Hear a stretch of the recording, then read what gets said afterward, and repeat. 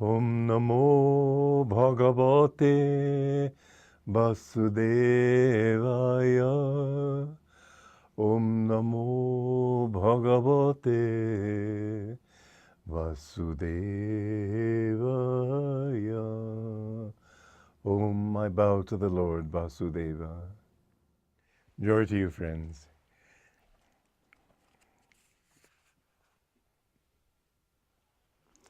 Krishna is saying to Arjuna, if you are killed in battle, you will attain heaven. If you win this war, you will obtain earthly glory. Arise, therefore, O son of Kunti, Arjuna, determined to fight. The truth is that even in worldly battle, those who die for a good cause, if they are willing to give up their body, they don't die with fear, they don't die with anger and hatred. Sometimes in boot camp they try to get you to hate the enemy. They're just human beings like you. There's no call for hate. And you don't need hate to do your duty as a soldier. A soldier has to kill. He doesn't have to kill with anger. In fact, he will have a lot more concentration if he doesn't have anger. Those who are good fencers will try to make their opponents angry sometimes, knowing that they will make mistakes if they get angry. You have to be very calm inside, and then you can master your war, your struggle. And if you give up your body willingly, not being afraid of death, that lack of body consciousness, that lack of attachment to the body ensures you going to a higher level in the astral world. Because everybody who dies in this world, usually human beings die with some regret, some attachment, some thought, oh, I'm leaving my poor body behind. It may be old, it may be crippled, it may be feeble, it may be sick, it may be all sorts of things, but it's still my body. But it's not your body. And if you die with that thought, you'll just have to make another one and another one.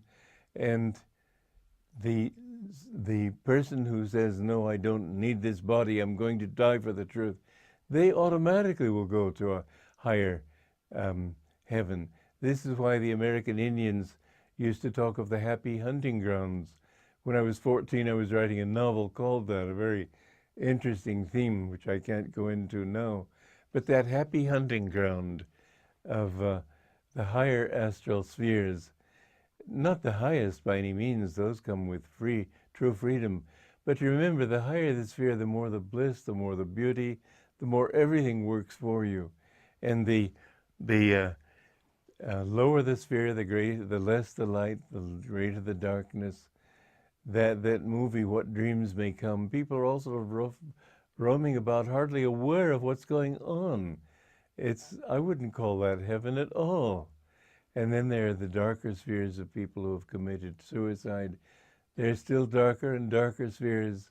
But remember, it's all the darkness is all in your own mind.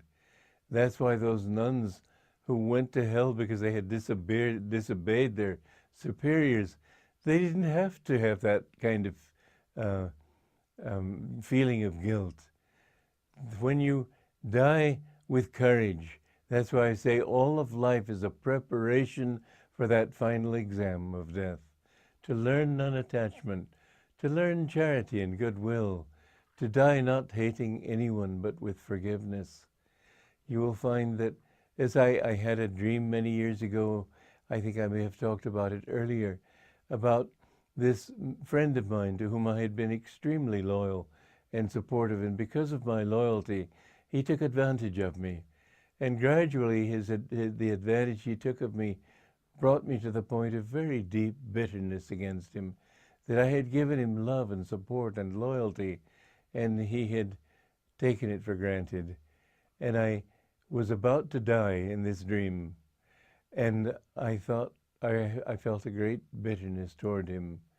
And I realized suddenly that if I die with this bitterness, I'll be reborn with it.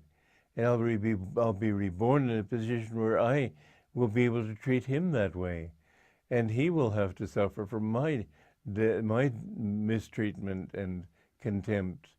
And then I'll have to go through the same thing again. He'll have to go, like waves on a pond or ripples on a pond, going back and forth until finally they die down and it becomes just a clear pond again. Well, these are truths. And I remember that in my dream I was thinking, why should I waste so many lifetimes? I forgive now.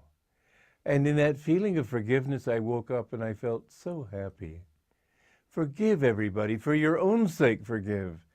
Because everything finally has to be for your own sake. You must be generous to other people for your sake, because that expands your ego. Yes, you make them happy. That's very nice. But the most important thing is that it blesses you. It expands your sense of self-identity to include their self-identity. And the less you have of ego, the more you have of God. The less you have of the thought that I have to keep feeding this individual consciousness, the more you have the ability to tune in to be a channel for the great bliss of the infinite. And believe me, the more you live that way, the more bliss you feel. And it becomes very hard to control sometimes, difficult not to weep with joy. But when you live in the right way, remember, you will go when you die to the right place. And if you don't, then the levels of darkness that you create around yourself, it's not that God created hell, you create that hell. And you do go to places where other people who have created that hell live also. But nothing is permanent. You may be in the lowest hell, you can't stay there forever. There's this story that Master told about a woman who was very selfish and cheating everybody and doing everything she could, but one time somebody gave her a carrot, or she stole a carrot, and she bit into it and found that there was a worm there, so she gave the carrot away. When she died, she went to hell, of course, and she was just ranting and raving like she'd been on the earth plane. And she said, "I don't belong here. Get me out of here. What are you doing keeping me here?" And they showed her book of life. It was pages after pages with writing in between the lines, in the margins and everything, all the wrong things she had done. There's got to be something good. So finally they looked at pages of blank sides on the good side, blank pages.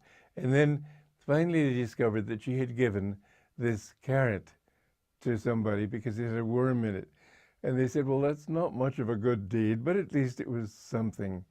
So they materialized, the divine forces over there materialized a magic carrot for her. And they said, if you hang on to this, it will lift you. And so it is, if you hang on to any good deed you have done, any goodness in your nature, it will lift you. And she found herself being lifted toward heaven, and other people saw her coming up from the floor of heaven, and they grabbed onto her feet, and other people grabbed onto their feet, and she looked down below. She felt this tugging. She looked down. There was this long train of people being pulled up with her as she rose with her magic carrot, and she said, "This is my carrot. You don't deserve to be here." And she kicked, and she did so. She let go of the carrot and fell down with all of them. Well, it's an allegorical story to tell you that any good deed can be your raft over the ocean of delusion, you could say, your magic carrot. But you must at the same time think of helping other people too.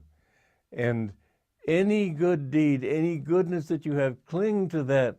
Never say, well, I'm basically wrong. Know that you are basically good, because sooner or later you will have to realize you are a child of God. This is why the Masters come into this world again and again, to help us out of this delusion that we are children of evil and darkness. Joy to you.